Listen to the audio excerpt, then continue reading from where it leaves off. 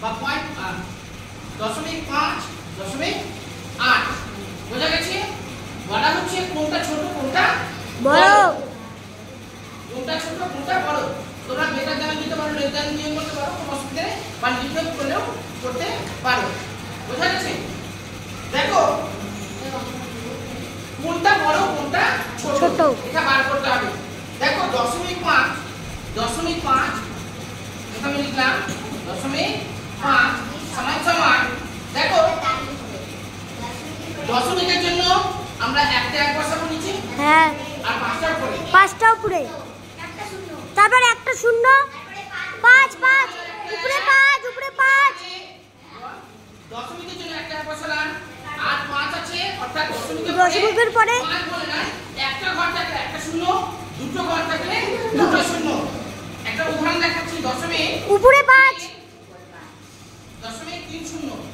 দশমিকের জন্য আমরা এখানে একটা এক বসাবো, দশমিকের পরে দুটো শূন্য বসাবো। বোঝা গেল। আর এখানে আমরা বসাবো বোঝা গেল। হ্যাঁ, অর্থাৎ 100 ভাগে 30 হলো। দশমিকের পরে যতগুলো ঘর থাকবে মানে সংখ্যা থাকবে সেই হিসাবে আমরা একটা করে শূন্য বাড়াবো। দশমিকের পরে একটা ঘর থাকলে বা একটা সংখ্যা থাকলে একটা শূন্য, দশমিকের পরে দুটো থাকলে দুটো শূন্য, তিনটে থাকলে 80 বোঝাবো, তিনটে থাকলে তিনটে শূন্য। বোঝা গেল।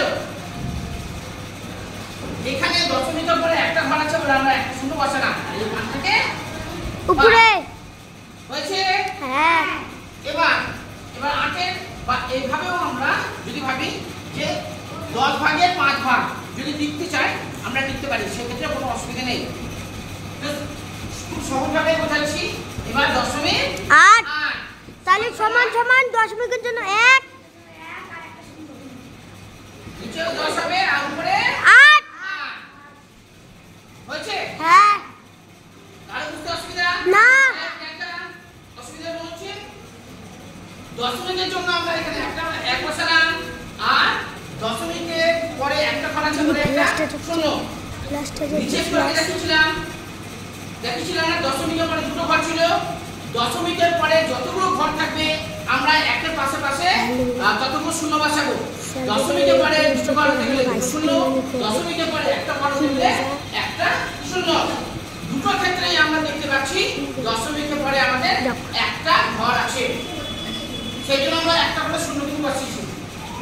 বুঝতে পেরেছো। এবার কোনটা ছোট কোনটা বড়, এখানে প্রথমে বলা হচ্ছে যে ছোট। ঠিক আছে, ছোট থেকে বড়। দশমিকের জন্য একটা তো ছোট খালি এসে মানে শূন্য। ছোট কোন দিকে? ছোট কোনটা হবে?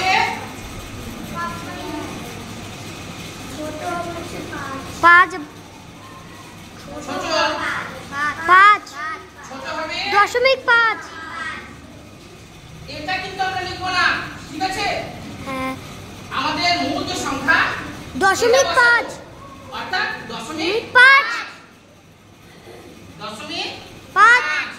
হচ্ছে বড় হবে, পর কমা দিয়ে বড় সংখ্যা হবে বা বড় হবে।